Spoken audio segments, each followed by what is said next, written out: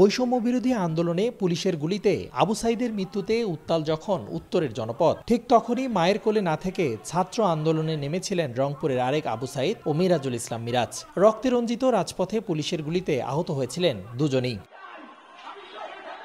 গত ১৯ জুলাই পুলিশের মারধরের শিকার হয় রংপুরের টেকনিক্যাল স্কুল অ্যান্ড কলেজের এসএসসি পরীক্ষার্থী আবু সাইদ। এদিকে পুলিশের ছোড়া রাবার ও ছোড়া গুলিতে আহত হয় নগরীর উত্তম স্কুল অ্যান্ড কলেজের এইচএসসি পরীক্ষার্থী মিরাজুল ইসলাম মিরাজ। শারীরিকভাবে কিছুটা সুস্থ হলেও মানসিকভাবে সেদিনের ভয়াবহতার রেশ কাটাতে পারেনি মিরাজ। পরিবার বলছে, ঘুমের মধ্যেও চিৎকার করে ওঠে সে। বৈষম্য বিরোধী কোটা আন্দোলনের সময় ছুটে যায় নগরীর পুলিশ লাইন্স স্কুলের সামনে, সেখানেই গুলিবিদ্ধ হয় মিরাজ। প্রথম বুলেটটা লাগছে হলো আমার বুলেট লাগছে হলো রংপুর হাইয়ে, আঙ্গুলে লাগছে, এই হাতে লাগছে, কুনুতে লাগছে, এই হাতে লাগছে, পিঠে লাগছে, মাথায় লাগছে, পাছায় লাগছে, মোট 12টা বুলেট লাগছে। এবং তার পরবর্তীতে আমার তখন কোনো অনুভূতি হইতেছিল না, জাস্ট ব্লাড ঝরতেছিল। বাট ধীরে ধীরে আমরা এখান থেকে পালাইতেছিলাম, কারণ ওরা পুলিশ বাজারের ভিতরে ঢুকে গেছিল।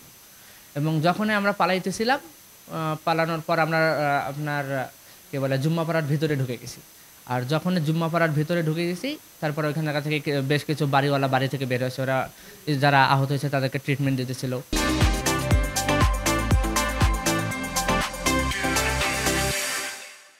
শুধু মিরাজ নয়, একইভাবে পুলিশের বেধড়ক মারধরের শিকার হয় শিক্ষার্থী আবু সাইদ। রাতে ঘুমাতে গেলে সেদিনের কথা ভেবে আঁতকে ওঠে সে। পড়াশোনার উপরে একটা ইফেক্ট তো অবশ্যই পড়ছে, যার কারণে এখনো ভালোভাবে মনোনিবেশ করতে পারিনি পড়াশোনার উপরে। এখন এইভাবে আছে আপাতত। ওগুলো পড়তে গেলে বা ঘুমাতে গেলে ওইটাই মাথার মধ্যে ক্যাচ করে, এই ঘটনাগুলো, যে আবু সাইদ ভাইয়ের উপরে গুলি চালানো বা আরও মুগ্ধ ভাইয়ের পানি লাগবে পানি, এই ঘটনাগুলো আর কি, এগুলো আর কি ভাসে স্মৃতিতে। ভয় আর আতঙ্ক কাটিয়ে স্বাভাবিক জীবনে ফিরে আসুক তারা, এমনটাই প্রত্যাশা স্বজনদের। রংপুরের মিরাজুল ইসলাম মিরাজ এইচএসসি ও আবু সাইদ এসএসসি পরীক্ষার্থী। রেদওয়ান হিমেল, সময় সংবাদ, রংপুর।